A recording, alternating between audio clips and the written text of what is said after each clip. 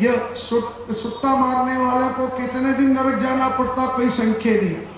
हाँ, लिखा है वहां। और उसको बीड़ी पीने की आदत थी। गुरुजी ने सोचा इसकी पहले बीड़ी छुड़वाओ। कहा देखो भाई ये बीड़ी पीना ठीक नहीं है। कहा गुरुजी क्या करें, अब हम बीड़ी ना पिए तो फिर हमारा काम नहीं चलता, हमारा पेट दर्द करता है। तो गुरु जी का थोड़ा थोड़ा पहले समझाया जाए।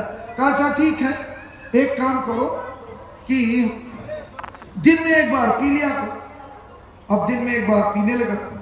जब कुछ दिन बीत गए तो गुरु जी ने कहा देखो कल रविवार है और अब तुमने नियम बना लो कि इतवार को बीड़ी पिया करो बस। उसने कहा ठीक मान। अब गुरुजी ने कहा कि हफ्ते में एक बार करेगा तो पीते पीते वो भी छूट जाए। चेला ने गलत अर्थ लगा दिया। अब गांव की दुकान पर गया, एक बंडल बीड़ी का पैकेट खरीदा, पूरे गांव में बांट रहा है। कहा भैया सुनो, कल संडे है, रविवार है, कल बीड़ी पीने में बड़ा पुण्य होता है, सब लोग पियो। बोले किसने कहा? बोले हमारे गुरुजी ने कहा। अब गुरुजी ने तो इसलिए कहा था कि ये सब इतवार को पिएगा, बाकी छूट जाएगी। अब वो अर्थ उल्टा कर लिया और जो है कहा भैया सब बीड़ी पियो। अरे गुरुजी एक को रोक रहे थे, वो तो पूरे गांव को पिलाने लगे। बोलिए गोविंद भगवान की जय। ये गलत अर्थ जो है नहीं करना चाहिए। शास्त्रों में जो लिखा है वो निषेधात्मक वाक्य है। गलत कार्य को छुड़ाने के लिए कहीं प्राचीन बलि बहुत बलि करता था तो कहा कि अश्वमेध यज्ञ करो तो बलिदान करो। कहा है कि कोई अश्वमेध यज्ञ करेगा तो कहे पशु की बलि हो।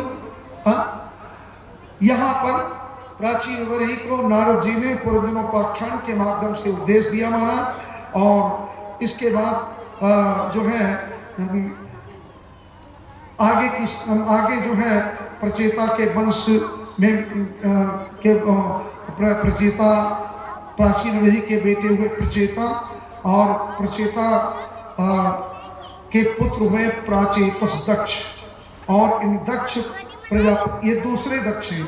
एक तो दक्ष जो है जो ब्रह्मा जी से वर पा करके भगवान शंकर का तिरस्कार करने के कारण और उनको बकरे का मुंह लगा था, और वो दूसरे दक्ष हैं ब्रह्मा जी के पुत्र। वो एक प्राचेतस दक्ष हैं, प्रचेता के पुत्र दक्ष हुए। और प्रचेता के पुत्र दक्ष के विवाह की बात करी और उनके फिर 60 कन्याएं हुई। उन कन्याओं के वंश का वर्णन इत्यादि किया, सुनाया महाराज। इस प्रकार से जो है चतुर्थ स्कंद की समाप्ति की। पंचवें स्कंद में पूरा भूगोल कहा गया है, पृथ्वी का पूरा भूगोल पंचम स्कंद में कहा गया है।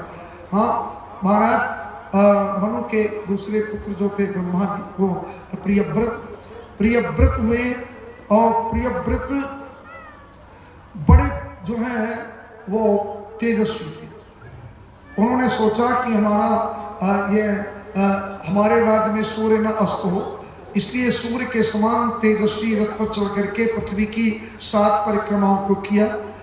और उनके रथ के पहिए के चलने से 7 समुद्र बन गए प्रियव्रत के।